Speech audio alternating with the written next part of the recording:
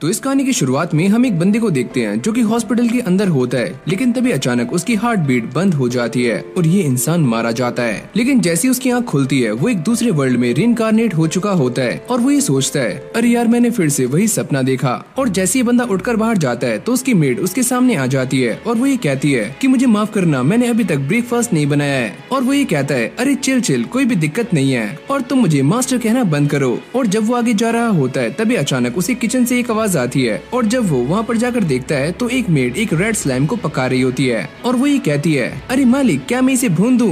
अरे नहीं नहीं, तुम ऐसा मत करो। फिर हमारी कहानी का मेन कैरेक्टर जिसका नाम है हिराकू, वो बाहर आकर स्ट्रेचिंग कर रहा होता है और वो ये देखता है कि आसमान में दो दो चांद हैं। और अब यहाँ पर दो लड़कियाँ आ जाती हैं जो कि हिराकू से बातें कर रही होती हैं और वो ये पूछती हैं कि आज तुम काफी जल्दी उठ गए, वो रात मुझे नींद सही से नहीं आई थी बस इसीलिए। और अब ये दोनों उससे पूछती हैं कि तुम्हें हुआ क्या है और वो ये कहता है कि मुझे रात फिर से वही सपना आया था और मुझे ऐसा लगता है कि वो मेरा सपना नहीं है, ऐसा भी हो सकता है कि वो मेरी पास्ट लाइफ हो। और फिर हम इस विलेज का सीन देखते हैं जहाँ पर अलग अलग स्पीशीज अलग अलग काम कर रही होती हैं, जैसे कि फार्मिंग और छोटे बच्चे खेल रहे होते हैं। हिराकू इन सभी को देखकर ये सोचता है कि जब मैं इस वर्ल्ड के अंदर आया था तो मैंने ये कभी भी इमेजिन नहीं किया था कि मैं ये सारा कुछ कर पाऊंगा। और फिर हमारी कहानी एक फ्लैशबैक में आ जाती है जहाँ पर हमें ये पता चलता है कि आखिरकार हिराकू की डेथ कैसे हुई थी और वो एक गॉड के सामने होता है और गॉड उससे कहते हैं, तुमने इस वर्ल्ड में 39 ईयर्स स्पेंड किए थे लेकिन तुम्हें एक ऐसी बीमारी हुई जिससे तुम सही नहीं हो पाए और तुम मारे गए। और उसकी सोल ये सारी बातें सुन रही होती है कि उसके साथ क्या हो रहा है और गॉड उससे ये कहते हैं कि मैं तुम्हें एक ऐसी बॉडी देने वाला हूँ जिसके अंदर कोई भी बीमारी ना हो, यानी कि एक हेल्दी बॉडी। और अब गॉड उससे ये कहते हैं कि तुम इस वर्ल्ड में मेरी वजह से मारे गए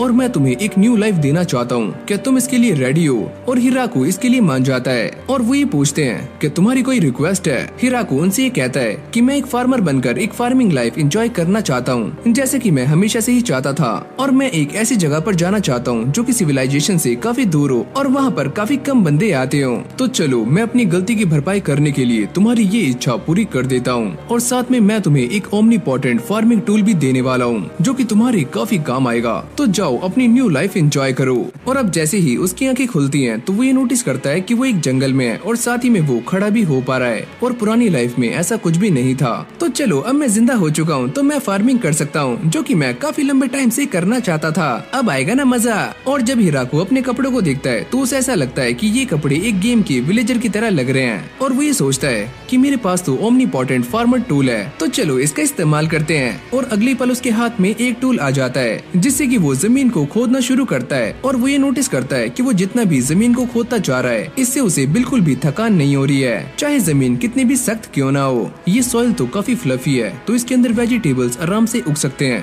और मैं इस वर्ल्ड के अंदर आ तो चुका हूँ लेकिन मुझे खाने और पानी का इंतजाम करना होगा। और जब वो खड़े होकर रिवर की आवाज को सुनने का ट्राई करता है तभी एक चीज उसके पीछे से भाग कर जाती है और वो इसे देखकर काफी डर जाता है। मैं इस जगह पर आ तो गया हूँ लेकिन यहाँ पर मॉन्स्टर्स मेरे ऊपर कभी भी अटैक कर सकते हैं तो मुझे अपने रहने का ठिकाना भी बनाना होगा। और जब वो यहाँ से आगे जाता है तो उसके सामने एक काफी बड़ा पेड़ होता है जिसको देखकर वो ये सोचता है कि ये मेरे लिए एक काफी अच्छा लैंडमार्क हो सकता है तो चलो यहीं पर रुकते हैं। और अब हिराकू यहाँ पर एक कुएं को ढूंढने की काफी ट्राई करता है पर उसे यहाँ पर कोई भी कुआं नहीं मिलता जिससे उसे काफी गुस्सा आ जाता है, जिसके बाद वो अपनी पावर्स का इस्तेमाल करते हुए एक शवल को बना लेता है और वो ये सोचता है कि मैं इस पावर का इस्तेमाल करके ऐसे टूल तो बना सकता हूँ लेकिन एक कॉम्प्लिकेटेड मशीन नहीं बना सकता। और अब हिराकू काफी गुस्से में आकर खोदना शुरू करता है और थोड़ी देर खोदने के बाद उसे पानी मिल भी जाता है। अरे वाह, मुझे पानी इतनी जल्दी मिल गया, मुझे ऐसा लगता है कि गॉड ने मेरी हेल्प की है। और अब वो इस जगह पर अपना बेस बनाने के लिए इस पूरे के पूरे मैदान को सपाचट कर देता है लेकिन अब भी उसके सामने एक पेड़ खड़ा हुआ होता है जिसके बाद वो अपनी एक्स को स्पॉन कर लेता है। तो चलो मैं एक काम करता हूँ, पहले इस पेड़ को यहाँ से काटता हूँ फिर यहाँ से,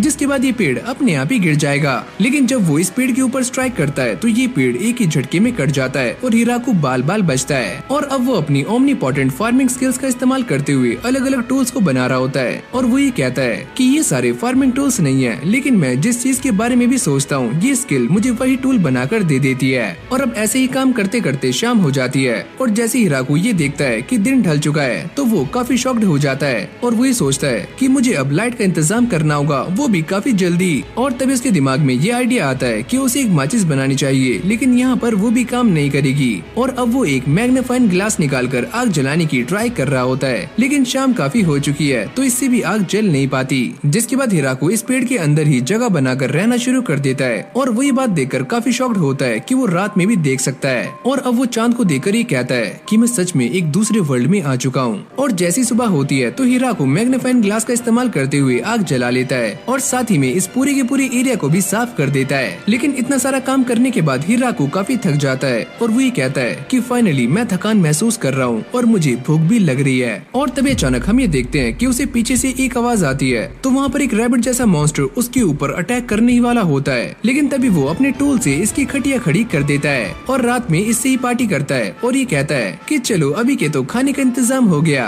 और अब पेट पूजा करने के बाद वो एक टॉयलेट भी बना देता है जो कि दिखने में कुछ ऐसा लग रहा होता है और वो ये कहता है कि चलो अब मैं ये काम काफी आराम से कर सकता हूँ। पर जैसे उसकी डबल रोटियों पर हवा लगती है तो वो इसके चारों तरफ दीवारें बना देता है। अरे हाँ, अब एकदम सही है। और अब वो दोबारा से अपने काम पर लग जाता है और काम करते करते वो ये सोचता है कि मैं यहाँ पर क्या उगाऊं, आलू, टमाटर, बैंगन या मूली। और अब उसे ऐसे ही काम करते करते शाम हो जाती है और वो ये सोचता है कि मैंने यहाँ पर इतने बड़े बड़े खेत बना तो दिए हैं, लेकिन मेरे पास सीड्स ही नहीं है जो कि मुझे यहाँ पर बोने थे। और अब वो ये कहता है अरे यार, मुझे ऐसा लगता है कि मुझे सीड्स कलेक्ट करने के लिए फॉरेस्ट में जाना होगा। और ये बोलने के बाद वो सोने के लिए चला जाता है। लेकिन जब वो नेक्स्ट डे यहाँ पर आकर देखता है तो वो ये चीज देखकर काफी शॉक्ड हो जाता है कि यहाँ पर प्लांट्स आने शुरू हो चुके हैं। तो फाइनली मेरे खेतों में प्लांट्स आने शुरू हो गए हैं और अब बस मुझे इन्हें मॉन्स्टर से बचाना होगा। और अब वो काफी अच्छे से इन सारे के सारे प्लांट्स की देखभाल कर रहा होता है, जैसे कि फेंस लगाना और इन्हें पानी देना। और साथ ही में वो अपने लिए भी एक छोटा सा घर बना लेता है। और जब उसका ये सारा काम खत्म हो जाता है तो वो ये नोटिस करता है कि उसके सामने दो डॉग्स हैं और वो ये सोचता है कि ये दोनों काफी घायल हैं और इन्हें देखकर ऐसा नहीं लगता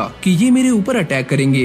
तो हिराको इन दोनों की हेल्प करता है और साथ में उन्हें खाने के लिए कुछ मीट भी देता है। और इन्हें देखकर वो ये सोचता है कि एक फार्मर के लिए डॉग्स का होना काफी इम्पोर्टेंट है और मुझे काफी खुशी होगी अगर ये दोनों मेरे साथ रहेंगे। लेकिन तभी अचानक वो ये नोटिस करता है कि इस फीमेल डॉग की तबीयत खराब होनी शुरू हो जाती है और ये मेल डॉग उसके ऊपर गुर्रा रहा होता है। और अब हिराको इन दोनों को लेकर अपने घर में आ जाता है और वो इन दोनों को देखकर काफी पैनिक हो रहा होता है कि मैं इन दोनों की हेल्प कैसे करूं। जिसके बाद वो रात में इन दोनों से अलग आकर सो जाता है। लेकिन जैसे वो सुबह जाकर इन दोनों को देखता है तो वो ये देखकर काफी खुश हो जाता है कि यहाँ पर काफी सारे क्यूट क्यूट पपीज होते हैं। और ऐसे ही काफी लंबा टाइम बीत जाता है और ये सारे के सारे पपीज और ये डॉग्स यहीं पर रहना शुरू कर देते हैं। और इन सभी को हिराको की हट काफी पसंद आती है तो हिराको भी अपने रहने के लिए एक और काफी बड़ी हट बना लेता है। और अब वो दोबारा से अपने खेतों में आ जाता है क्योंकि हार्वेस्टिंग का टाइम हो चुका है। और जब वो इस टमाटर को चक्कर देखता है तो ये काफी मीठा होता है और उसके पालतू डॉग्स अपने आप ही शिकार कर लेते हैं। और जब ये उन्हें वेजिटेबल्स खिलाता है तो वो इसे बड़े शौक से खा रहे होते हैं। हिराको दोबारा से हार्वेस्टिंग करने के लिए आ जाता है और वो ये सोचता है कि मुझे ये सारा सामान रखने के लिए एक स्टोरेज हाउस बनाना होगा और साथ में कुछ बर्तन और फर्नीचर भी जो कि मेरे काम आएंगे। और फिर हम गॉड को देखते हैं जो कि ये कहते हैं कि चलो देखते हैं कि हिराको उस वर्ल्ड में क्या कर रहा होगा।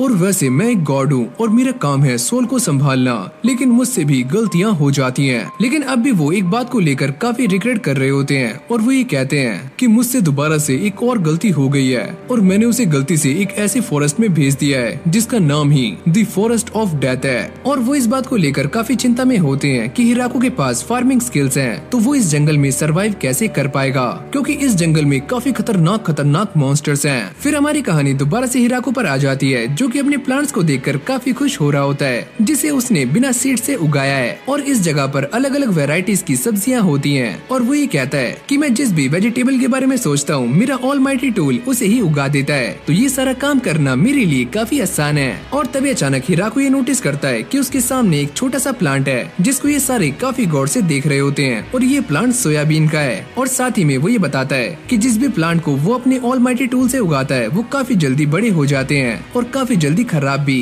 एग्जाम्पल के तौर पर ये पोटैटो। वैसे मुझे फार्मिंग का ज्यादा एक्सपीरियंस तो नहीं है, लेकिन मुझे अपनी गलतियों से ही सीखना है। अगर मैं इसके ऊपर ज्यादा मिट्टी लगा दूं तो ये पोटैटोज बाहर नहीं आएंगे। और अब उसने गॉड्स के भी स्टैचूज बना लिए थे। और अब हिराको कुछ नया ट्राई करने के लिए अपने घर से थोड़ी दूर आ जाता है जहाँ पर वो फ्रूट्स के प्लांट्स लगाता है जो कि आगे चलकर उसे मीठे मीठे फल दे सकें। जिसके बाद वो अपने डॉग्स के साथ खेलना शुरू कर देता है और वो ये सोचता है अगर ये डॉग्स मेरे साथ ना होते तो मैं काफी अकेला पड़ जाता। पर तभी अचानक वो ये नोटिस करता है कि इस डॉग के सर पर एक हॉर्न है और वो ये सोचता है कि ऐसा भी हो सकता है कि इस वर्ल्ड में डॉग्स के सर पर पर हॉर्न्स होते हों। इन डॉग्स के साथ घूमते घूमते उसे यहाँ पर नदी भी मिल जाती है, जिसे वो अपने घर तक लाने के बारे में सोच रहा होता है, जिसके लिए उसे लगभग 30 मिनट तक लगातार खुदाई करनी होगी। और लो भाई, इसका एक और टॉयलेट बनकर रेडी हो चुका है और अब हिराको दोबारा से अपने काम पर लग जाता है। और जब वो अपनी इस गाड़ी को लेकर आगे जाता है तो इसका टायर एक गड्ढे में फंस जाता है, जिससे हिराको उड़कर काफी दूर जाकर गिरता है। मुझे ऐसा लगता है कि पहले मुझे रोड ही सही करने होंगे।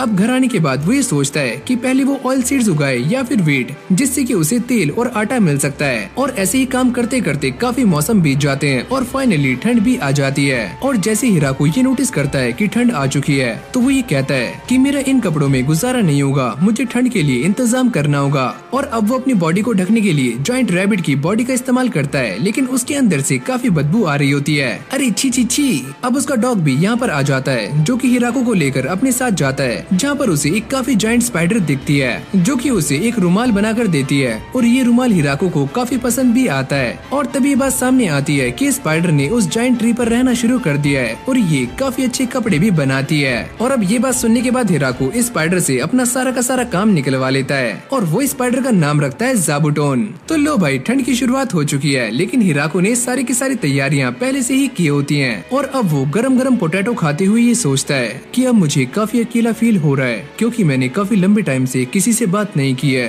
कहीं ऐसा ना हो कि मैं बोलना ही भूल जाऊं। और अगली सीन में हम ये देखते हैं कि सर्दियों का मौसम जा चुका है और स्प्रिंग्स आ चुकी हैं और सारे के सारे पपीज भी बड़े होकर अपनी जर्नी पर निकल जाते हैं। और अब ज़ाबुटोन भी नीचे आ जाती है, लेकिन उसके साथ में उसके काफी सारे बच्चे भी होते हैं। हिराको इन सभी को देखकर काफी चौंक जाता है और वो ये सोचता है कि इन सभी की फैमिली काफी बड़ी होती जा रही है, बस मैं ही एक नल्ला हूँ जो कि अकेला हूँ। और जब वो दोबारा से अपने खेतों में काम कर रहा होता है, तभी ज़ाबुटोन खतरे की घंटी बजाती है। और जैसे हिराको वहाँ जाकर देखता है तो वहाँ पर एक छोटी सी बच्ची होती है और ये सारे के सारे लोग उसे परेशान कर रहे होते हैं, प्लीज मेरी हेल्प करो। और जैसे हिराको उसकी हेल्प करने के लिए आगे जाता है तो वो हिराको के जोर से काट लेती है, जिससे कि वो एक बड़ी लड़की में ट्रांसफॉर्म हो जाती है। लेकिन भाई हिराको के सारे पेट्स उसे मारना शुरू कर देते हैं। अरे भाई थांबा थांबा।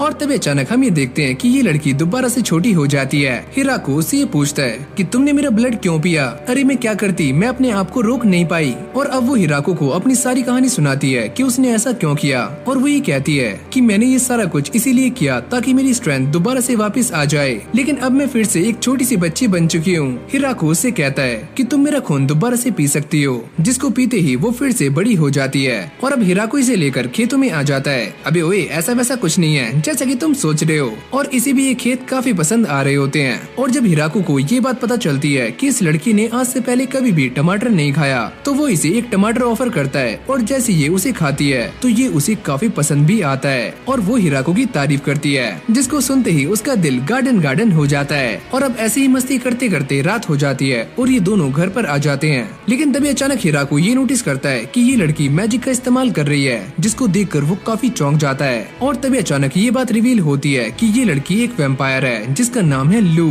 और अब वो ये बताती है कि वो एक मेडिकल प्लांट के ऊपर रिसर्च कर रही थी और इसीलिए वो इस जंगल में आई थी, लेकिन उसकी लड़ाई नोबल से होने के बाद उसकी हालत कुछ ऐसी हो गई। और अब वो इस जगह की रेपुटेशन के बारे में हिराको से बताती है, तो वो ये बात सुनकर काफी चौंक जाता है कि सच में इस जगह की रेपुटेशन है। क्या तुम इस बारे में नहीं जानते?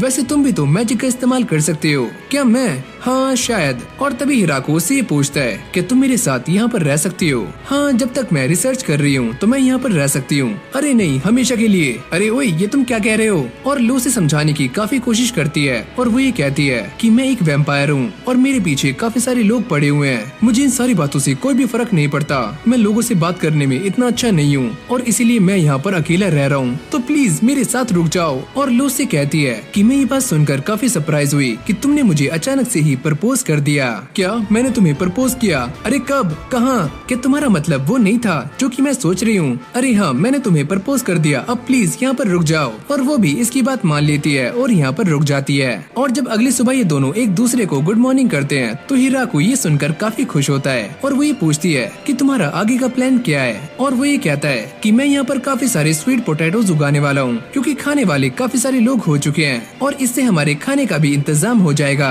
और साथ ही में वो ये बताता है कि हमारे विलेज में काफी सारे लोग आ चुके हैं, जैसे कि मेरे डॉग्स, उनके बच्चे, ज़ाबुटोन उसके बच्चे, और तुम यहाँ पर 30वें नंबर पर हो। और ये सुनने के बाद वो काफी खुश हो जाती है और ये पूछती है कि हम खेतों में मेडिकल हर्ब्स लगा सकते हैं? अरे हाँ, हम ट्राई कर सकते हैं। अब अगली सीन में हम एक मिस्टीरियस लेडी को देखते हैं जो कि एक रेस्टोरेंट के अंदर बैठी हुई थी और वो ये कहती है कि मुझे फॉरेस्ट ऑफ डेथ में जाना है। पता नहीं क्यों सारे के सारे कस्टमर्स वहीं पर जाना चाहते हैं। मेरे ख्याल से तुम्हें गिव अप कर देना चाहिए। और अभी दोनों सोकर उड़ चुके थे और जैसे लू बाहर आती है तो हिराको उसको देखकर ही कहता है कि इसने मेरा काफी साथ दिया है, यहाँ तक कि इसने मेरे वॉशरूम में लाइट्स भी लगा दिए हैं। और खाना खाते हुए लू उससे पूछती है क्या तुम खाने में नमक नहीं डालते, और वो ये कहता है कि मैं इस नमक को काफी लंबे टाइम से ढूंढने का ट्राई कर रहा हूँ लेकिन मुझे अभी तक नमक नहीं मिला है। और वो ये कहती है कि वो देखो सामने वो रहा नमक, हम इसे डिसॉल्व करके और बॉईल करके नमक बना सकते हैं। और अभी दोनों उस जगह पर आ गए थे जहाँ पर हिराको ने फ्रूट वाले प्लांट्स लगाए हुए होते हैं और ये दोनों यहाँ पर बैठकर गप्पे मार रहे होते हैं और साथ में डॉली की चाय पी रहे होते हैं। वैसे मैं ये सोच रहा हूँ कि मैं आगे चलकर अखरोट भी उगाऊं।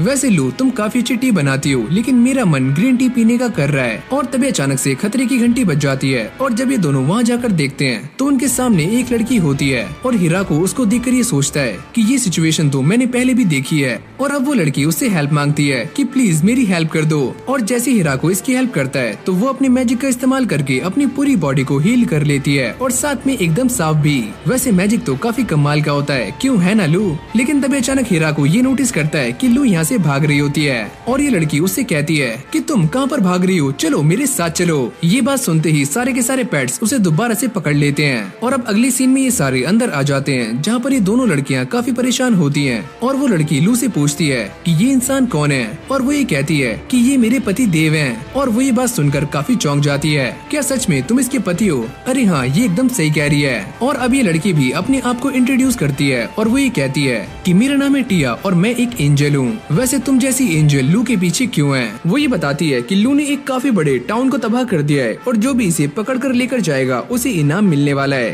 हिराको उससे ये पूछता है कि तुमने सच में ऐसा किया है? इसमें मेरी कोई भी गलती नहीं है, ये सारी गलती उन नोबल्स की है जो कि मुझसे जबरदस्ती वो मेडिसिन और ड्रग्स बनवाना चाहते थे। टिया उसके ऊपर गुस्सा करना शुरू कर देती है कि तुम ये सारा कुछ कैसे कर सकती हो, मुझे माफ करना, मुझे ऐसा लगता है कि मुझसे भी गलती हो गई है। टिया उसे ये कहती है कि तुम्हें देखकर काफी अजीब लग रहा है, तुम तो पहले ऐसी नहीं थी, तुम्हें कुछ हुआ है क्या? अरे हाँ, मैं ये बात जानती हूँ कि मैंने अपनी गलतियों को एक्सेप्ट करना सीख लिया है और ये सारा कुछ तब हुआ जब मेरी फाइट इन सारे डॉग्स के साथ हुई। अभी दोनों उसे लेकर बाहर आ जाते हैं और साथ में सारे के सारे खेत दिखा रहे होते हैं। और जैसे ही उसकी मुलाकात ज़ाबुटोन से होती है तो टिया उसे देखकर बेहोश हो जाती है। लू से कहती है कि चलो हम सारी सब्जियों को काटने जा रहे हैं तो तुम भी हमारे साथ चलो। और अभी सारे उस जगह पर आ जाते हैं जहाँ पर हिराको एक कैबेज को काटता है और टिया को भी ये करने के लिए कहता है और टिया भी इस कैबेज को काफी आराम से काट देती है। हिराको उससे ये पूछता है क्या तुम इसे खाना चाहती हो और वो इसे अच्छी तरह से धोकर इसके ऊपर सॉल्ट डालता है और जब टिया इसे खाती है तो उसे ये कैबेज काफी ज्यादा पसंद भी आती है। वैसे ये सारी सब्जियाँ मैंने अपने आप ही उगाई है इसीलिए इनका टेस्ट काफी अच्छा है। अब शाम में ये सारे हार्वेस्टिंग करते करते काफी थक जाते हैं और तभी ये दोनों अपने मैजिक का इस्तेमाल करती हैं और अपने कपड़ों को एकदम सही कर लेती हैं। काश मैं भी ऐसा कर पाता। लू से यहाँ पर रुकाने के लिए काफी इंसिस्ट कर रही होती है। वो ये कहती है कि मेरी बॉडी ये सारा कुछ अकेले झेल नहीं पाएगी तो प्लीज तुम यहाँ पर रुक जाओ। अब टिया भी इन सभी के साथ रहना शुरू कर देती है और साथ ही में वो हार्वेस्टिंग में भी काफी हेल्प कर रही होती है। और जब ये सारा काम खत्म करने के बाद हिराको अपने घर पर आता है तो वो ये देखता है कि यहाँ पर और भी ज्यादा पपीज होते हैं और वो ये सोचता है कि इन दोनों की फैमिलीज तो पहले से भी काफी ज्यादा बढ़ती जा रही है और मुझे ऐसा लगता है कि ये घर भी इनके लिए काफी छोटा पड़ जाएगा। जिसके बाद वो इन सभी के रहने के लिए एक अलग से डॉग एरिया बना देता है जहाँ पर ये सारे के सारे डॉग्स आराम से रह सकते हैं। तभी वो ये नोटिस करता है कि ज़ाबुटोन के बच्चे भी अपनी जर्नी पर निकल चुके हैं और अब टिया हिराको के पास आती है और वो ये कहती है कि मैं यहाँ से जाना चाहती हूँ और ये बोलने के बाद वो यहाँ से निकल जाती है। अब ऐसे ही काफी लंबा टाइम बीत जाता है और जब वो यहाँ पर वापस आती है तो वो अपने साथ काफी सारी एल्फ्स को भी लेकर आती है जिन सभी का नाम एल से शुरू होता है। वो ये पूछती है कि हम सारे यहाँ पर रह सकते हैं और टिया ये बताती है कि ये सारे नॉर्थ के एक गाँव में रहा करते थे लेकिन ह्यूमंस की वॉर की वजह से ये सारे मारे गए और काफी कम बचे। और अब इनमें से एक एल्फ जिसका नाम लिया होता है वो ये कहती है कि जब तक हमारे पास रहने के लिए कोई ठिकाना नहीं होगा हम सारे अपनी पॉपुलेशन को रीजनरेट नहीं कर पाएंगे तो प्लीज क्या हम यहाँ पर रह सकते हैं। ये सारे अब इसी बारे में डिस्कस कर रहे होते हैं कि वो इन्हें यहाँ पर रख सकते हैं या फिर नहीं। और तभी लिया ये बताती है कि मैं यहाँ पर सबसे बड़ी हूँ, मेरी उम्र 400 साल है। और दूसरी वाली एल्फ ये कहती है कि मैं सबसे छोटी हूँ और मेरी उम्र बस 300 साल है। हिराकू ये सारा माजरा सुनने के बाद उन सभी को यहाँ पर रुकने की परमिशन दे देता है, जिसको सुनने के बाद ये सारी एल्फ्स काफी खुश हो जाती हैं। आपका शुक्रिया। लेकिन जब उनकी मुलाकात ज़ाबूटोन और इन डॉग्स के साथ होती है तो ये सारी की सारी एल्फ्स उन्हें देखकर बेहोश हो जाती हैं। अगली सीन में हम ये देखते हैं कि ये सारी की सारी एल्फ्स यहाँ पर रहने के लिए काम करना शुरू कर देती हैं और साथ में अपने लिए टॉयलेट भी बना रही होती हैं। लेकिन तभी अचानक वो ये देखकर काफी शॉक्ड हो जाती हैं कि हिराकू ने एक ही झटके में काफी बड़े पेड़ को काट दिया है, जो कि मेटल से भी काफी स्ट्रॉन्ग था। हिराकू इन सभी को देखकर कहता है कि इन सारी एल्फ्स ने यहाँ पर सारा का सारा कंस्ट्रक्शन का काम संभाल लिया है और लो भाई 10 दिनों के अंदर इनका एक काफी आलीशान घर बनकर तैयार हो जाता है। इस घर में अंदर आने के बाद हिराकू ये नोटिस करता है कि ये घर सच में काफी बड़ा है और सामने ही एक डाइनिंग टेबल है जहाँ पर ये सारे बैठकर आराम से खाना खा सकते हैं। और अब वो इन सभी को ऊपर से देखता हुआ ये सोचता है कि ये घर इन सभी के लिए एक ऐसी जगह बन जाए जहाँ पर ये सारे पीसफुली और सेफली रह पाएं। अगले दिन हम ये देखते हैं कि ये सारी की सारी एल्फ्स बड़ी आराम से काम कर रही होती हैं और कुछ एल्फ्स तो ऐसी होती हैं जो कि कच्चा लहसुन खा रही होती हैं। हिराकू इस बात को सुनकर भी काफी शॉक्ड हो जाता है कि ये एल्फ मीट खा सकती हैं और साथ में फायर मैजिक का भी इस्तेमाल कर सकती हैं। अब वो लिया को वो सारी बातें बता रहा होता है जो कि उसे लगती थी कि एक एल्फ नहीं कर सकती। और लिया उसको देखकर ये कहती है अगर हम तुम्हारे मुताबिक चलेंगे तो हम इस जंगल में कभी भी सरवाइव नहीं कर पाएंगे और हम सारे मारे जाएंगे बुद्धू। हिराकू भी इस बात को समझ जाता है कि इस वर्ल्ड में जो एल्फ्स हैं वो काफी ज्यादा स्ट्रॉन्ग हैं। लिया उससे कहती है कि हम तुम्हारे लिए माइनिंग और ब्लैक स्मिथ का भी काम कर सकते हैं। बाहर आने के बाद ये सारी एल्फ्स लिया के कहने पर एक फर्नेस बना देती हैं जहाँ पर ये सारे लोहे को पिघलाकर एक कढ़ाई बनाते हैं और ये कढ़ाई हिराकू को काफी पसंद आती है। वैसे हम 200 सालों तक अपने घर से दूर रहे हैं तो ये सारे काम करना हमारे लिए काफी आसान है, लेकिन हम एक ही काम नहीं कर पाए और वो है सेटल डाउन होना और रिप्रोड्यूस करना। वो सारे काम तुम मेरे ऊपर छोड़ दो। अबे ओए यहाँ पर क्या बातें चल रही हैं? अगले सीन में ये सारे काम खत्म करके अपने घर जा रहे होते हैं, लेकिन तभी उनके सामने एक एल्फ आती है और वो ये कहती है कि हम इस चीज का इस्तेमाल करके ब्रेड बना सकते हैं, तो क्या मैं ब्रेड बना सकती हूँ? जिसके बाद ये सारी एल्फ्स ब्रेड को बनाना शुरू करती हैं और जब ये ब्रेड बनकर तैयार हो जाती है और जैसे ये सारे उसे टेस्ट करते हैं तो ये ब्रेड काफी अच्छी बनी होती है। हिराकू भी ये सोचता है कि सच में ये ब्रेड काफी अच्छी है और वैसे अगर हम ब्रेड बना सकते हैं तो क्या मैं अपने व्हीट फार्म को और भी ज्यादा बड़ा कर लूं? वैसे लू, क्या तुम मुझे ये बता सकती हो कि हम जिस जगह पर काम कर रहे हैं क्या वो जगह किसी से बिलोंग करती है? वैसे ये जगह किसी को भी बिलोंग नहीं करती और टेक्निकली ये जगह डीमन लॉर्ड के अंडर आती है। क्या डीमन लॉर्ड? और ये तुम मुझे अब बता रही हो, कहीं वो मेरी चटनी ना बना दे।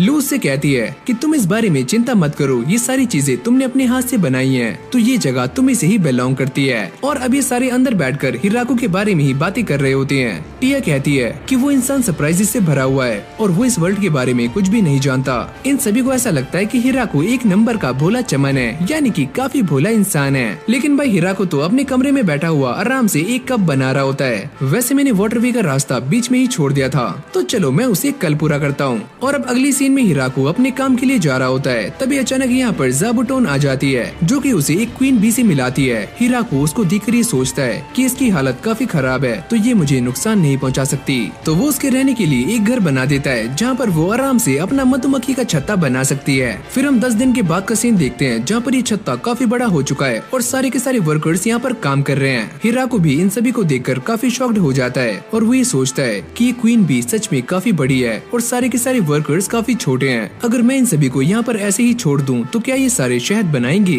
अब टिया जैसे उससे मिलने के लिए यहाँ पर आती है तो वो इन सारी की सारी मधुमक्खियों को देखकर यहाँ से भाग जाती है। मुझे ऐसा लगता है कि इस लड़की में कोई न कोई दिक्कत है। अब इस तरफ हम ये देखते हैं कि हिराकू ने एक काफी बड़ा गड्ढा बना लिया होता है जो कि एक तरह का रिजर्वर है जहाँ पर वो नदी का पानी लाने वाला है। और लिया उससे पूछती है कि ये चीज क्या है? वैसे मैं यहाँ पर एक रिजर्वर बनाने वाला हूँ जहाँ पर मैं नदी का पानी लेकर आने वाला था, लेकिन मैं बाकी कामों में काफी बिजी हो गया तो मैं इसके बारे में भूल गया, लेकिन आज मैं इस काम को पूरा करूंगा। अब हिराकू इस बारे में सोच रहा होता है कि वो यहाँ के वाटरवे को किस तरह से बनाएगा। क्या मैं उसे पत्थर से बनाऊं? लिया उसे मना करती है कि इस जगह पर पत्थर मिलना काफी मुश्किल है, तो क्या हम इसे लकड़ी से बना सकते हैं? अरे नहीं, तुम ऐसा नहीं कर सकते। अगर गलती से बीच में कोई छेद हुआ तो सारा का सारा पानी नीचे आ जाएगा। तो चलो फिर मैं इसका यूज करने वाला हूँ। और वो अपने ऑलमाइटी टूल का इस्तेमाल करके यहाँ पर एक मिट्टी का स्ट्रक्चर बना देता है जो कि कंक्रीट से भी काफी हार्ड है। और अभी सारे फाउंडेशन बनाने में लग जाते हैं और ऊपर वही स्ट्रक्चर रख रहे होते हैं जिसके अंदर से पानी जा सकता है। सारी की सारी एल्स फाउंडेशन का काम संभाल रही हैं और मैं उसे मजबूत करने का। ऐसे ही काम करते करते इन सभी की मेहनत रंग लाती है और फाइनली ये बनकर तैयार हो जाता है। तो लो फाइनली ये तैयार हो चुका है और अब हमें बार बार जाकर कुएं से पानी भरने की कोई भी जरूरत नहीं है। तभी वो ये नोटिस करता है कि इस पानी के साथ मछलियाँ भी यहाँ पर आ रही हैं, तो चलो खाने का भी इंतजाम हो रहा है। लेकिन तभी अचानक यहाँ पर एक काफी बड़ी मछली आ जाती है जो कि हिराको के ऊपर अटैक करती है, लेकिन वो अपने टूल का इस्तेमाल करके इस मछली को आराम से ही काट देता है। अब अगले सीन में हम ये देखते हैं कि हिराको इसी मछली को बना रहा होता है और जैसे वो इसे टेस्ट करता है तो ये मछली उसे काफी पसंद आती है। और जब टिया और लू भी इसे ट्राई करती है तो उन्हें भी ये मछली काफी पसंद आती है। और अब सारी की सारी एल्स भी यहाँ पर आ चुकी थी, हमें भी उसे ट्राई करना है। हिराको राइस क्रॉप्स के पास खड़ा हुआ ये सोच रहा होता है कि मुझे ऐसा नहीं लगता कि ये सारे प्लांट्स इस सॉइल में ग्रो करेंगे। और वो ये कहता है तो चलो फिर राइस पैडी बनाते हैं। पर ये सारी बातें उनके सर के ऊपर से जा रही होती हैं, तो हिराको उन्हें ये करके दिखाता है। वो यहाँ पर काफी बड़े एरिया को साफ करके उसके अंदर पानी भर देता है। मैं ये बात जानती हूँ कि तुम यहाँ पर काफी सारी मछलियाँ लाने वाले हो, क्यों है ना? ऐसा कुछ भी नहीं है, लेकिन अब जो मैं करने वाला हूँ उसके लिए मुझे तुम सबकी जरूरत पड़ने वाली है। और अब ये सारी की सारी एल्स पानी में उतर जाती हैं। हिराको उनसे कहता है कि लो तुम इन सारे पौधों को पानी में लगा दो और वो सारी एल्स काम पर लग जाती हैं। अब कुछ दिनों के बाद हम ये देखते हैं कि सारी की सारी राइस की क्रॉप एकदम तैयार हो जाती है। हिराको ये कहता है मैं इस बात को नहीं जानता कि ये सारा पानी का कमाल है या फिर मेरे ऑलमाइटी टूल का। और अभी सारी की सारी फसल पक जाती है तो ये उनकी हार्वेस्टिंग करके उन्हें सुखाने के लिए रख देते हैं ताकि उनका सारा का सारा मॉइस्चर दूर हो जाए। हिराको ये सोचता है कि मैंने ये सारा कुछ करना एक टीवी शो से सीखा है। और अब वो अपने ऑलमाइटी टूल का इस्तेमाल करके एक थ्रेसर बना देता है और इन सभी के सामने थ्रेसिंग कर रहा होता है, जिसको देखकर ये सारी की सारी एल्स काफी हैरान हो जाती हैं। अब बारी आती है इन चावलों को छानने की और उन्हें अच्छे से साफ करने की। और अब फाइनली इतनी ज्यादा मेहनत करने के बाद हिराको ने राइस बना लिए होते हैं और ये दोनों उससे कहती हैं कि अब हम इन्हें खा सकते हैं। अरे नहीं, अभी नहीं। और वो इन्हें बनाने के लिए एक पॉट में रख देता है। लू अपने फायर मैजिक का इस्तेमाल करके यहाँ पर आग लगा देती है। थोड़ी देर के बाद हम ये देखते हैं कि ये राइस बनकर रेडी हो जाते हैं। क्या अब हम इन्हें खा सकते हैं? अरे नहीं, थोड़ा रुक जाओ, क्योंकि वो इन सभी के लिए राइस बॉल्स बना रहा होता है। और देखते ही देखते ये सारे के सारे राइस बॉल्स बनकर रेडी हो जाते हैं। और जैसे ये सारे उन्हें खाते हैं तो ये सारे राइस बॉल्स उन्हें काफी पसंद आते हैं। लेकिन भाई हिराको को एक भी राइस बॉल नहीं मिलता। ये एल्स सारा का सारा चट कर जाती हैं। लगता है मुझे दोबारा से मेहनत करनी पड़ेगी इन्हें बनाने के लिए।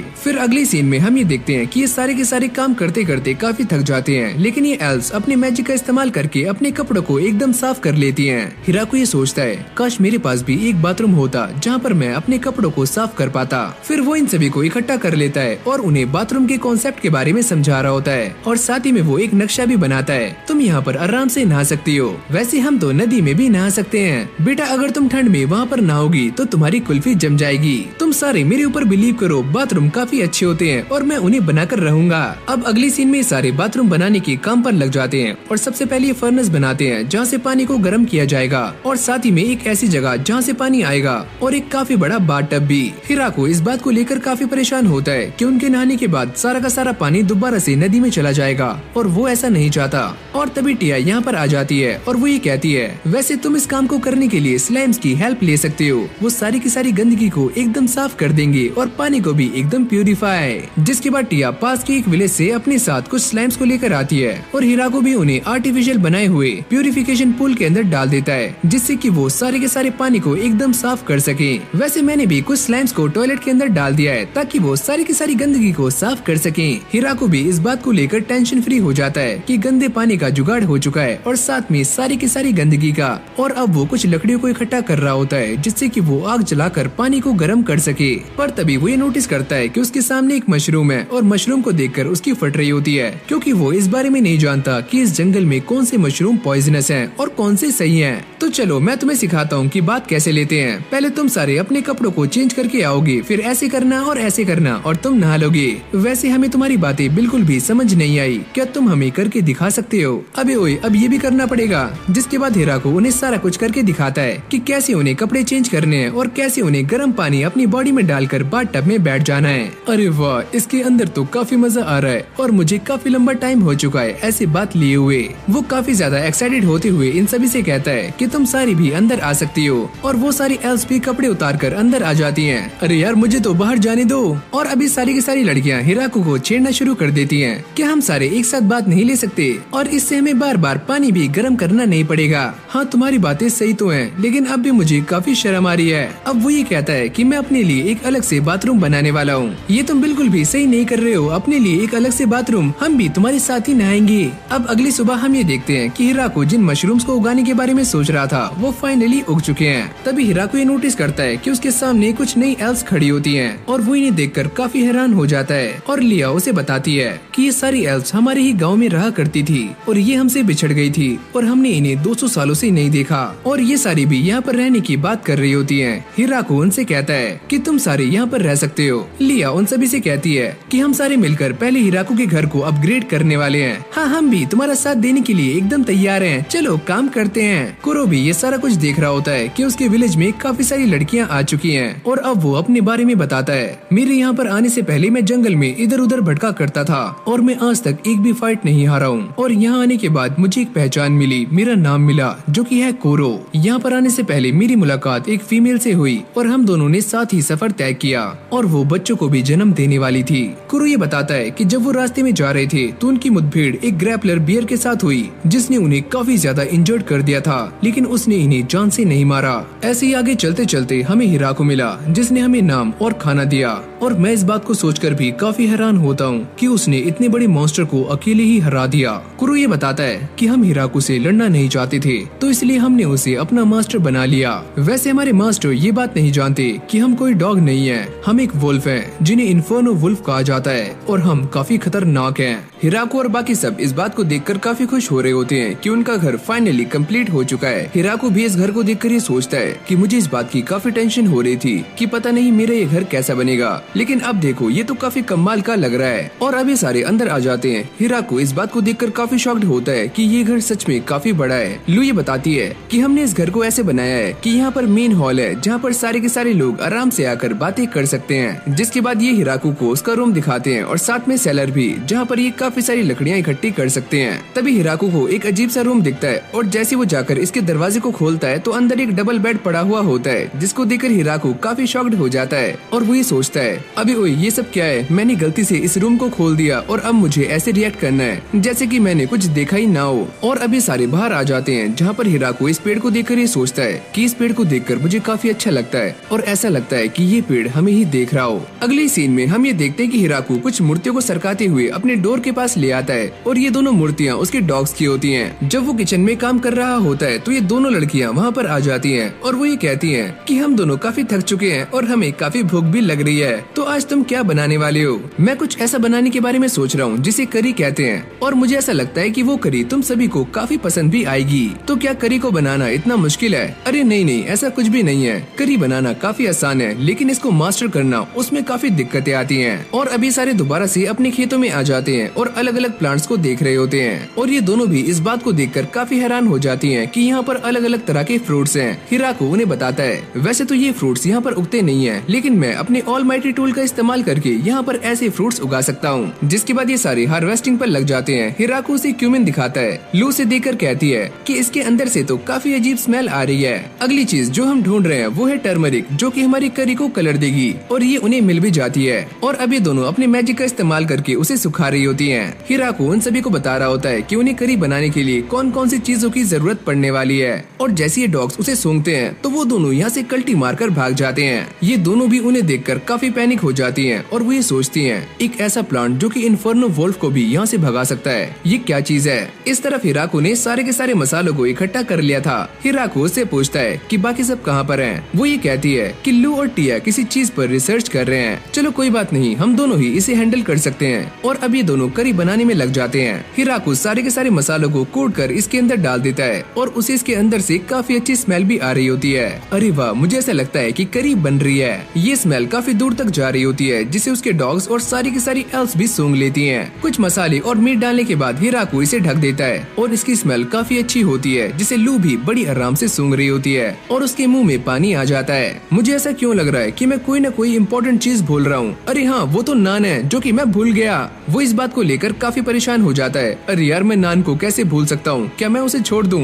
अरे नहीं नहीं, वो तो काफी इम्पोर्टेंट है। और अब वो इन सभी को गिनना शुरू करता है, यानी कि उसे काफी सारी नान बनानी है और वो अपने काम पर लग जाता है और वो ये काम कढ़ाई को उल्टा करके कर रहा होता है। थोड़ी ही देर ऐसे काम करते करते सारी की सारी नान बनकर तैयार हो जाती हैं। फिर हम शाम का सीन देखते हैं जहाँ पर ये करी बनकर रेडी हो जाती है, लेकिन ये सारे के सारे उसे खाने से थोड़ा हिचकिचा रहे होते हैं क्योंकि ये डिश उनके लिए नहीं है। हिराको उन्हें खाकर दिखाता है, जिसके बाद ये सारे लोग भी खाना शुरू कर देते हैं और इन सभी को ये करी काफी पसंद आती है। हिराको उनसे कहता है अगर तुम्हें ये करी पसंद ना आई हो तो तुम इसे छोड़ भी सकते हो, लेकिन जैसे वो पीछे मुड़कर देखता है तो सारे के सारे लोग दोबारा से लाइन में लग जाते हैं ताकि वो दोबारा से खाना ले सके। लू और टिया इस करी का इस्तेमाल कुत्तों को भगाने में कर रही होती हैं। चलो ये काम करता है। मुझे इस बार भी करी नहीं मिली, लेकिन चलो कोई बात नहीं, इन सब ने करी खा तो ली और अब मौसम बदलना भी शुरू हो चुका है, यानी कि विंटर्स आने वाली है। हिराको ये सोचता है अगर एक बार हमारे घर के ऊपर बर्फ गिर गई तो हमारा बाहर निकलना काफी मुश्किल हो जाएगा, तो इसलिए हमें सारी की सारी तैयारियां पहले ही करनी होंगी। हिराको ने काफी सारी लकड़ियां पहले ही इकट्ठी कर ली होती हैं और अब वो ज़ाबुटोन के पास आता है, जिसे वो पोटैटोज देता है और बदले में उसे कंबल मिल जाते हैं। अब ये सारे के सारे लोग विंटर्स आने से पहले अपनी तैयारियां कर रहे होते हैं और साथ में ये एल्स भी काफी काम कर रही होती हैं। यहाँ पर लू और टिया भी अपने मैजिक का इस्तेमाल करके सारे के सारे फूड को प्रिजर्व कर रही होती हैं, जो कि इनके बाद में काम आ सकता है। तभी हिराको लू को देखता है जो कि अपने मैजिक का इस्तेमाल करके मीट को प्रिजर्व कर रही होती है। काश मैं भी मैजिक कर पाता,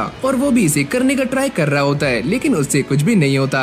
मैं ये जानता हूँ कि मेरे पास मैजिक नहीं है, लेकिन इन सभी को रोज देखकर मुझे ऐसा लगता है कि मुझे भी मैजिक सीखना चाहिए। अब रात में लू उसे ये बता रही होती है कि इग्निशन एक लो लेवल का स्पेल है, लेकिन इसे भी करने के लिए तुम्हें मैजिक आना काफी जरूरी है। हाँ, मैंने भी मैजिक करने का ट्राई तो किया था, लेकिन मुझसे वो नहीं हुआ। और अब ये सारे यहाँ पर गोलम को समन करने की बात कर रहे होते हैं। हिराको टिया की तारीफ करता है कि उसका मैजिक काफी कमाल का है, और ये सुनने के बाद लू काफी जेलस हो जाती है। मैं भी तो काफी सारा काम करती हूँ। अरे हाँ, तुम सारे यहाँ पर काफी सारा काम करते हो, बस मैं ही एक नल्ला हूँ। और अब ऐसे ही टाइम बीत जाता है और विंटर्स आ जाती है, लेकिन ये सारे घर में काफी बोर हो रहे होते हैं। तो हिराको इन सभी के लिए अलग अलग गेम्स बनाता है और इन सभी को उनके रूल्स भी समझाता है। पर ये सारे रूल्स लू के सर के ऊपर से जा रहे होते हैं, पर टिया इन सारी बातों को समझ जाती है और हिराको उसकी तारीफ करता है, तुम तो काफी कमाल की हो। ये सुनने के बाद लू काफी गुस्से में आ जाती है। तो चलो मैं तुम्हें चैलेंज करती हूँ, वैसे भी हमारा पुराना हिसाब अभी बाकी है। अब इन दोनों के बीच में एक काफी इंटेंस मैच चल रहा होता है। हिराको ये समझ जाता है कि लू हारने वाली है, लेकिन तभी वो बीच में गड़बड़ कर देती है।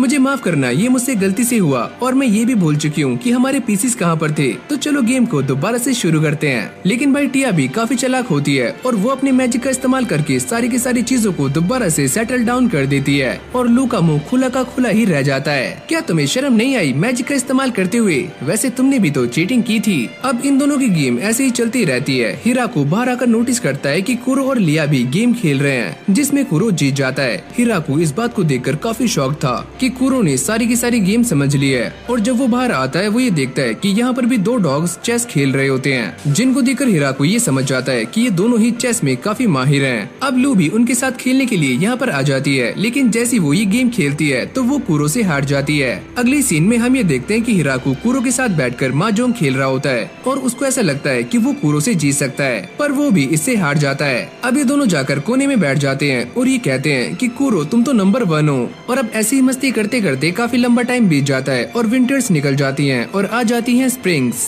बाहर आने के बाद ये सारे इसी बारे में बात कर रहे होते हैं कि हमें जल्दी से अपनी क्रॉप्स को प्लांट कर देना चाहिए, और साथ ही में ज़ाबुटोन भी हाइबरनेशन से बाहर आने वाली है, तो चलो उसके लिए कुछ पोटैटोज लेकर चलते हैं। पर तभी अचानक ज़ाबुटोन खतरे की घंटी बजा देती है, और जब ये सारे वहाँ जाकर देखते हैं तो हिराको ये नोटिस करता है कि एक काफी बड़ी चीज उनकी तरफ ही आ रही है। हिराको ये कहता है कि ये एक ड्रैगन है। अरे नहीं, ये एक वाइवर्न है, जिसको देखकर इन सभी की फटनी शुरू हो जाती है। इस वाइवर्न को देखकर ऐसा लगता है कि ये काफी गुस्से में है और ये इन सभी के ऊपर फायरबॉल से अटैक करता है। लू और टीना इस अटैक को रोकने के लिए अपने मैजिक का इस्तेमाल करती हैं, पर ये अटैक साइड में जाकर लगता है, जिससे चारों तरफ आग लग जाती है। ये सारी की सारी एल्फ्स इस आग को बुझाने का ट्राई कर रही होती हैं। लू और टिया ये कहती है कि हम दोनों मिलकर इसे हरा सकते हैं। हिराको भी खड़ा हुआ ये सोच रहा होता है कि हम सभी को यहाँ से भाग जाना चाहिए, लेकिन वो ये देखता है कि ये वाइवर्न उड़ सकता है, तो यहाँ से भागने का कोई भी चांस नहीं है। लेकिन हिराको इन सभी को बचाने के बारे में सोच रहा होता है, और जैसे वो अपनी मुट्ठी को बंद करता है तो उसका ऑलमाइटी टूल ट्रांसफॉर्म होना शुरू हो जाता है और वो एक स्पीयर बन जाता है, जिसको वो काफी जोर से फेंक कर मारता है। लेकिन ये वाइवर्न अपने सामने एक शील्ड बना लेता है और इस अटैक से बच जाता है। लेकिन हिराको का स्पीयर काफी दमदार होता है और वो जाकर सीधा इस वाइवर्न के एक हाथ पर लगता है और उसका पंख कट जाता है। और अब ये ऑलमाइटी टूल दोबारा से हिराको के हाथ में आ जाता है और वो इसे जोरदार तरीके से फेंक कर मारता है, और इस बार ये स्पीयर वाइवर्न की आर पार हो जाता है और वो नीचे गिर जाता है। अब ये सारे इस वाइवन के पास आ जाते हैं। हिराको ये पूछता है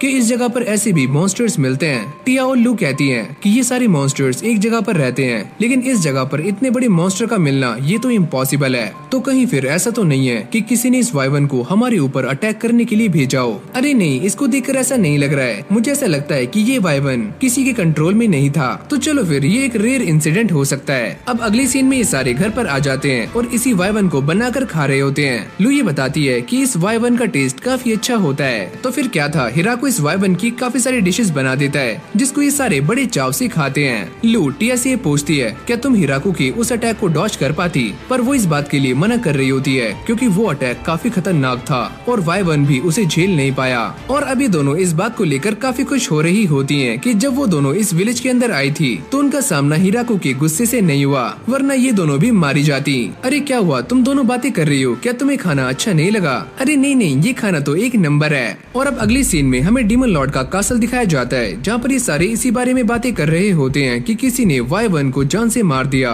और ये सुनने के बाद सारे के सारे लोग काफी चौंक जाते हैं क्योंकि वाइवन काफी स्ट्रॉन्ग होते हैं और यहाँ तक कि एक मिलिट्री के बराबर भी। हम एक ऐसे इंसान से लड़ नहीं सकते जिसने वाइवन को हराया हो। मुझे ऐसा लगता है कि मुझे अपनी जॉब छोड़ देनी चाहिए, मैं तो यहाँ से जा रहा हूँ। फिर हम यहाँ पर एक और ड्रैगन को देखते हैं जो कि गुच्ची से बात कर रहा होता है और वो ये कहता है क्या तुमने वो देखा? हाँ मैंने वो देखा। तुम्हें क्या लगता है अगर वो अटैक मेरे लगता तो मेरा क्या होता?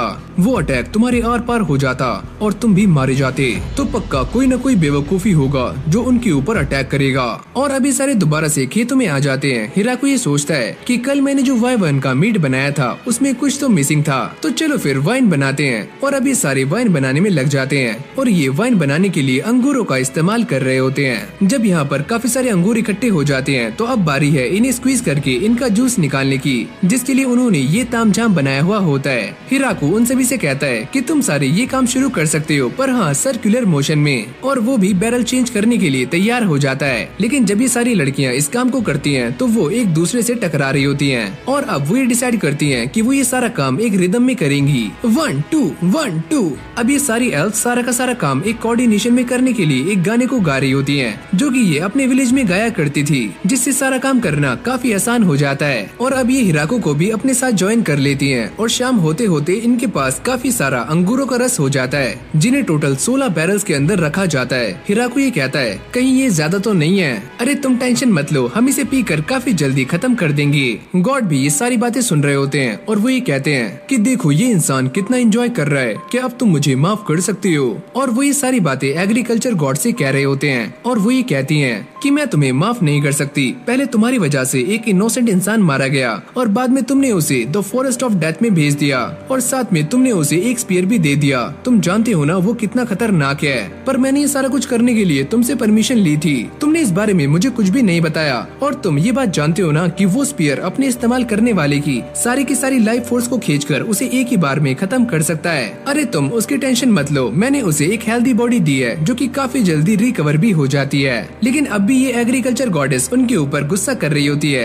कि आप काफी ज्यादा केयरलेस हो। इस तरफ ज़ाबुटोन ने दोबारा से खतरे की घंटी बजा दी होती है और जब ये सारे वहाँ जाकर देखते हैं तो वहाँ पर एक और लड़की होती है। लू उसको देखकर ये कहती है कि फ्लोरा तुम यहाँ पर क्या कर रही हो? बहन प्लीज मुझे बचा लो। अभी सारे उसे लेकर घर में आ जाते हैं जहाँ पर फ्लोरा अपने आप को इंट्रोड्यूस करती है कि मेरा नाम है फ्लोरा और मैं भी एक वैम्पायर हूँ। हिराको से कहता है कि अब तुम यहाँ पर आ ही गई हो तो थोड़े दिन यहाँ पर रुक जाओ। वैसे मुझे अब भी इस बात पर बिलीव नहीं हो रहा है कि तुम लू के हस्बैंड हो। जैसे लू अपनी बहन को ये बताती है कि हिराको यहाँ का इंचार्ज है और उसने वाइवन को भी हराया है, तो फ्लोरा अपनी गलती को एक्सेप्ट कर लेती है। प्लीज मुझे माफ कर दो, मेरे मुंह से निकल गई। अब इन सभी की बातों से हिराको को एक बात और क्लियर हो जाती है कि ये सारे के सारे पेट्स डॉग्स नहीं है, ये वुल्फ्स हैं जिन्हें इन्फर्नो वुल्फ्स कहा जाता है। अब अगली सीन में ये सारे बैठकर खाना खा रहे होते हैं और फ्लोरा को ये खाना काफी पसंद आता है और वो ये पूछती है कि ये व्हाइट चीज क्या है। हिराको उससे कहता है कि ये है टोफू जो कि मैंने काफी मेहनत से बनाया है और वैसे मैं मिसो और सोया सॉस भी बनाना चाहता हूँ, लेकिन ये सारी बातें उन सभी के सर के ऊपर से जा रही होती हैं। हिराको उन्हें सारा कुछ समझाता है कि आखिरकार फर्मेंटेड फूड क्या होता है, जैसे कि चीज और वाइन, जो कि इस वर्ल्ड में भी एग्जिस्ट करते हैं। लेकिन यहाँ के लोगों को उस माइक्रो ऑर्गेनिज्म के बारे में नहीं पता जिससे कि फर्मेंटेशन होता है। फ्लोरा इन सारी बातों को सुनने के बाद उन्हें नोट करना शुरू कर देती है। हिराको ये सोचता है कि ये भी बिल्कुल अपनी बहन की ही तरह है। और अब कुछ दिनों के बाद फ्लोरा इस विलेज से जा रही होती है और वो ये कहती है कि मैं सभी को मिसो और सोया सॉस के बारे में जरूर बताऊंगी। पर जब वो 1 महीने के बाद यहाँ पर दोबारा से आती है तो वो अपने साथ काफी सारी मेड्स को भी लेकर आती है, जो कि हिराको से कहती हैं कि मालिक आप हमें कोई भी काम दे सकते हो। हिराको ये कहता है वैसे ये क्या चीज है, क्या ये असली गाय है? फ्लोरा ये बताती है कि मैं इन सारी गाय को लेकर यहाँ पर इसीलिए आई हूँ ताकि हमें दूध मिल सके और हम चीज बना सके। और जब टिया इन सभी को यहाँ पर देखती है तो वो ये सोचती है कि ये सारे लोग काफी ज्यादा हो रहे हैं और यहाँ पर बस मैं ही एक एंजल हूँ। ये बोलने के बाद वो भी यहाँ से निकल जाती है। लेकिन जब वो कुछ टाइम के बाद यहाँ पर दोबारा से आती है तो उसके साथ 3 एंजल्स होती हैं और साथ में लिजर्ड मॉन्स्टर्स भी। और इन सभी का लीडर जिसका नाम है डागा, उसके पास एक चिकन होती है जो कि लगातार अंडे दे सकती है। हिराको भी ये सोचता है कि इन सभी के यहाँ पर आने से ये जगह और भी ज्यादा सिविलाइज्ड हो चुकी है। जब ये सारी मेड्स काम कर रही होती है तो हिराको ये नोटिस करता है कि इन सारी मेड्स के ऊपर हॉर्न्स हैं और वो ये समझ जाता है कि ये सारी की सारी मेड्स ऑगर से बिलोंग करती हैं। लेकिन इन सभी की एक ही दिक्कत है कि इन्हें खाना बनाना नहीं आता। हिराको ये डिसाइड करता है कि वो इन सभी को खाना बनाना सिखाएगा। थोड़ी मेहनत करने के बाद वो इन सभी को खाना बनाना भी सिखा देता है और वो ये समझ जाता है कि ये सारी की सारी मेड्स काफी स्ट्रॉन्ग हैं। हिराको ये बताता है कि सारे के सारे लिजर्ड मैन कंस्ट्रक्शन का काम कर रहे हैं क्योंकि उनके पास 16 का डोला है और 46 की छाती। पर ये सारे के सारे लिजर्ड्स एक जैसे दिखते हैं तो वो इनके लीडर के हाथ में एक स्कार्फ बांध देता है जिसका नाम है डागा, ताकि उसे पहचाना जा सके। अगली सीन में हम ये देखते हैं कि लिया यहाँ पर और भी ज्यादा एल्फ्स को लेकर आ जाती है। हिराको उनको देखकर ये कहता है कि यहाँ पर लड़कियाँ काफी ज्यादा हो रही हैं, क्या कोई भी लड़का नहीं बचा? और लिया उसे मना करती है कि सारे के सारे लड़के मारे गए। अब कुछ दिनों के बाद हिराको सारे के सारे रिप्रेजेंटेटिव को यहाँ पर बुला लेता है और वो ये कहता है कि हमारे गाँव में काफी सारे लोग हो चुके हैं और मैं ये सोच रहा हूँ कि इसका एक नाम रखा जाए। पर इन सभी को ये समझ नहीं आता कि वो इस विलेज का नाम क्या रखे। और तभी ज़ाबुटोन हिराको को ये गेट खोलने के लिए कहती है और जैसे हिराको इस गेट को खोलकर देखता है तो उसके सामने काफी बड़ा वही ट्री होता है और हिराको ये डिसाइड करता है कि हम इस विलेज का नाम रखते हैं द ग्रेट ट्री विलेज। अब रात में ये सारे आग जलाकर एक साथ इकट्ठे हो जाते हैं। हिराको इन सभी से कहता है कि फाइनली हमने अपने विलेज का नाम रख लिया है, तो चलो फिर पार्टी करते हैं। सारे लोग इस बात से काफी खुश हो जाते हैं। हिराको कहता है कि हमारी ये पार्टी बिना वाइन के अधूरी है, तो इसे पियो और मस्ती करो। और अब ये सारे लोग उसे मेयर कहकर बुला रहे होते हैं और वो ये सुनने के बाद काफी शॉक्ड हो जाता है, क्या मेयर और मैं, पर हमने ये डिसाइड नहीं किया है। और लो उसे सारी बातें समझाती है कि ये सारे लोग तुम्हें मेयर मानते हैं। और अभी सारे लोग दोबारा से मस्ती करना शुरू कर देते हैं और साथ में हिराको भी इन सभी को ज्वाइन कर लेता है। और जब ये सारे थक जाते हैं तो हिराको टिया के पास आकर बैठ जाता है और वो ये कहता है कि मुझे अब भी इन सारी बातों पर बिलीव नहीं हो रहा है। मुझे ऐसा लगता है कि ये सारा कुछ एक सपना है, लेकिन ऐसा कुछ भी नहीं है, ये सारा कुछ एकदम सच है और अब से हम सारे एक साथ रहने वाले हैं, वो भी इस विलेज में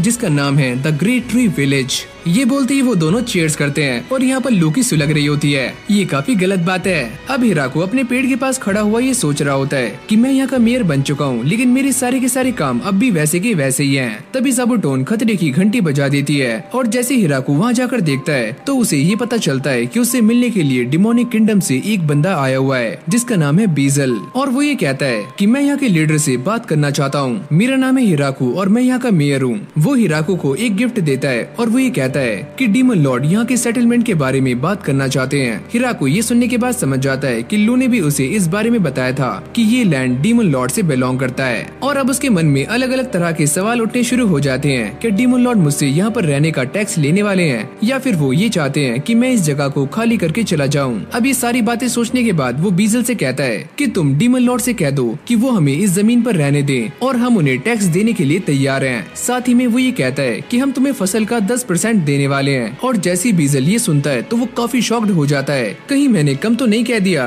बीजल उससे कहता है क्या तुम इस सेटलमेंट के लिए तैयार हो? अरे हाँ, मैं इसके लिए तैयार हूँ, लेकिन आपको हमारी फसल उठाने के लिए विंटर से पहले आना होगा।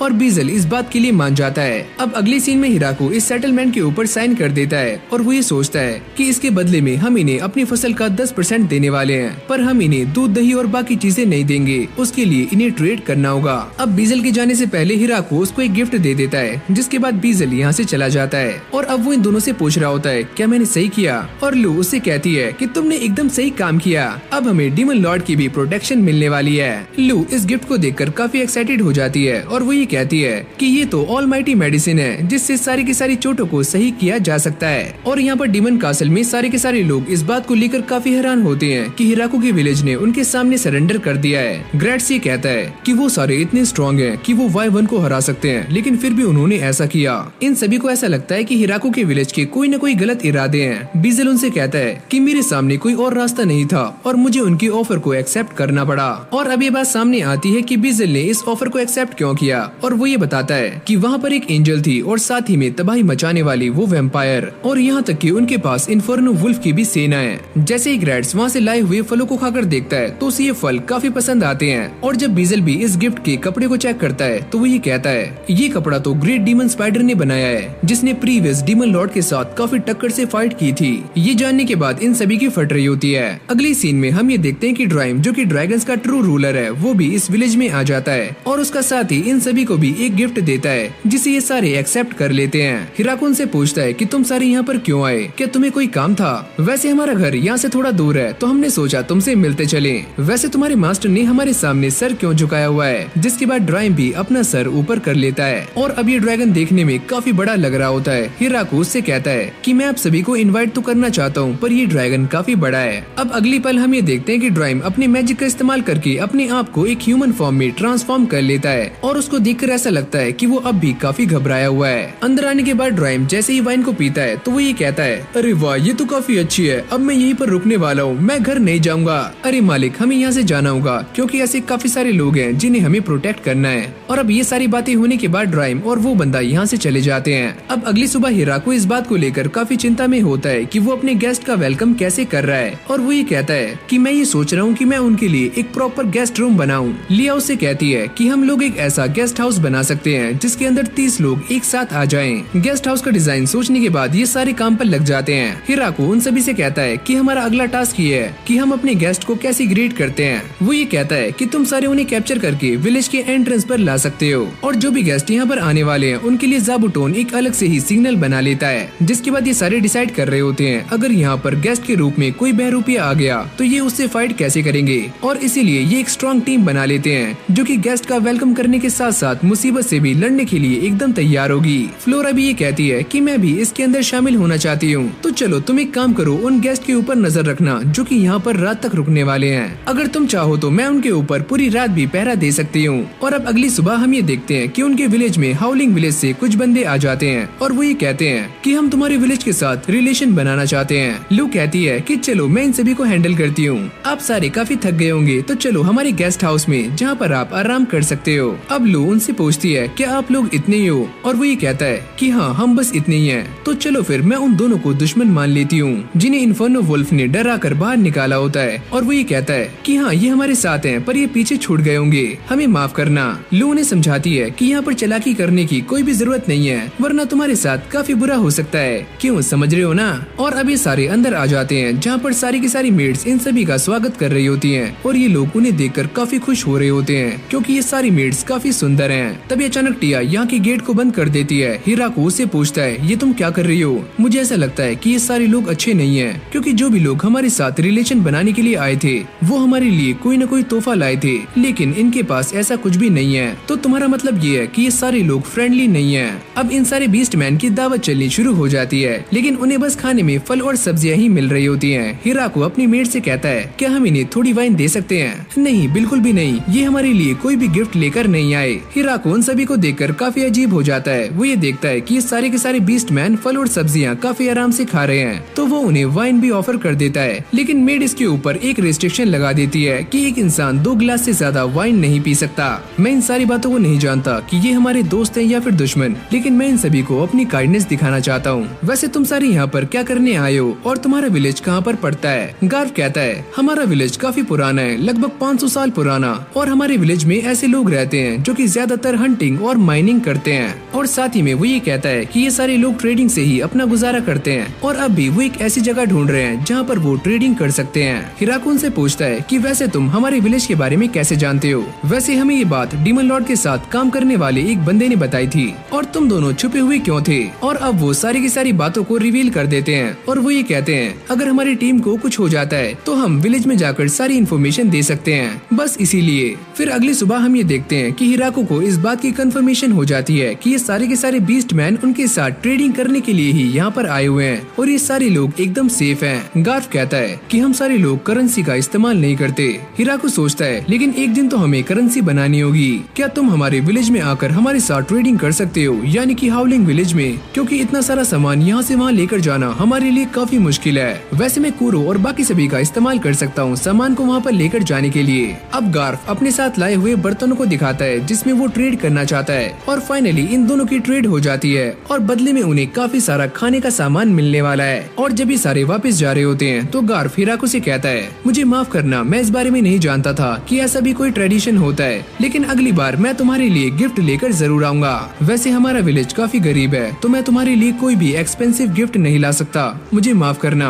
अरे यार तुम इसकी टेंशन मत लो, और वैसे भी गिफ्ट से ज्यादा फीलिंग्स मैटर करती हैं। और फिर अगली सीन में हम ये देखते हैं कि हिराको सारे के सारे सामान को हावलिंग विलेज में पहुंचा रहा होता है और वो ये कहता है कि मुझे ऐसा लगा था कि ये सारा सामान लेकर मैं वहाँ पर जाऊंगा, पर लो उसको मना कर देती है कि तुम यहाँ की मेयर हो और तुम वहाँ पर कैसे जा सकते हो। टिया कहती है कि मैं तुम्हारे बदले में ट्रेडिंग कर सकती हूँ और इन सभी को वहाँ पर जाने में काफी लंबा टाइम लगने वाला था, पर ड्राइम इस चीज के लिए मान जाता है और वो ये कहता है कि मैं इन सभी को वहाँ पर लेकर चला जाऊंगा, लेकिन बदले में मुझे काफी सारी वाइन चाहिए। अब वो इन सभी को लेकर वहाँ पर पहुँच जाता है और कुछ दिनों के बाद ये सारे वापस भी आ जाते हैं। हिराको उनसे पूछता है कि सारा कुछ कैसा रहा। टिया ये बताती है कि शुरू में वो सारे लोग थोड़े से हिचकिचा रहे थे, लेकिन जब मैंने उन्हें कुछ सैंपल्स दिए तो ये सैंपल्स उन्हें काफी ज्यादा पसंद आए और उन सभी ने हमारे साथ ट्रेड भी कर लिया, लेकिन यार उन सभी ने मेरी सारी की सारी वाइन भी खत्म कर दी। अरे कोई बात नहीं, तुम शाम में और ले लेना। अरे वाह तुम काफी अच्छे हो। अब टिया ये बताती है कि हाउलिंग विलेज के मेयर ये चाहते हैं कि वहाँ के कुछ लोग यहाँ पर रहने के लिए आए। हिराको पूछता है कि वो कितने लोग हैं। टिया बताती है कि वो सारी 20 लड़कियाँ हैं। अरे यार अब मैं क्या करूँ, अगर ऐसे ही चलता रहेगा तो हमारे विलेज का फ्यूचर भी खराब हो सकता है। वो सारे यहाँ पर आ सकते हैं, लेकिन बस एक शर्त पर कि उनके साथ 2 मेल्स भी आएंगे। चलो मैं उनसे कह दूंगी। अब सारी की सारी लड़कियाँ यहाँ पर आ जाती हैं और इनमें ही एक लड़की जिसका नाम सेना होता है वो ये कहती है कि हम सारे मेंटली प्रिपेयर्ड हैं, तो आप हमारे साथ कुछ भी कर सकते हो, लेकिन बस हमें अबंडन मत करना। हिराको उनसे कहता है तुम इन सारी बातों की टेंशन मत लो, लेकिन वो लड़के कहाँ पर है जिनके बारे में मैंने कहा था। सीना कहती है कि ये रहे वो तीनों यंग लड़के जैसे कि तुमने मंगवाए थे, एकदम ताजा माल। वो इन तीनों को देखकर ये सोचता है कि ये तीनों तो बच्चे हैं, चलो कोई बात नहीं, अब से यही हमारे विलेज का फ्यूचर है। तो इसी के साथ हमारी ये वीडियो यहीं पर एंड हो जाती है। अगर आपको ये वाली वीडियो अच्छी लगी हो तो वीडियो को लाइक करके चैनल को सब्सक्राइब करना मत भूलना। और हाँ, ये इस एनिमे का पहला पार्ट है और इसका सेकंड पार्ट भी काफी जल्दी आने वाला है, जो कि आपको नीचे पिन कमेंट में देखने को मिल जाएगा। तो फटाक से जाकर वीडियो को लाइक कर दो। बाकी मैं मिलता हूँ आपसे एक और न्यू फ्रेश वीडियो के साथ, तब तक के लिए keep watching, keep supporting anisole.